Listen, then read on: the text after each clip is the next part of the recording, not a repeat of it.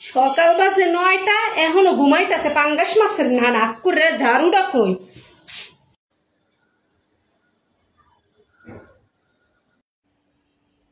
হইছেও পাঙ্গাস মাছটার নান, খায় সারাদিন পাঙ্গাস মাছ, ঘুমাইছেও পাঙ্গাস মাছটার মতো। শ্রিয়া ওট ওট, শ্রিয়া ওট ওট।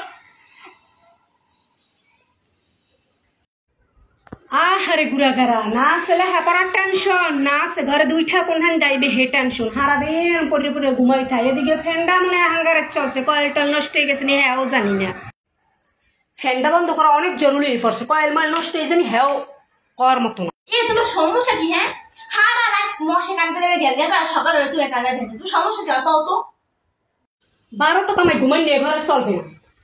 কালকে তোরা রাইতে কইছি না আমি এক জায়গায় যাবো, 5 মিনিট টাইম দিলাম, রেডি হয়ে যাবি, আমার কাম আমি এই গেলাম।